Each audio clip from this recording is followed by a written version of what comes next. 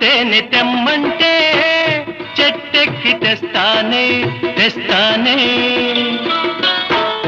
మిన్నాగు మణినైనా పుట్టలోంచి తీస్తానే తీస్తానే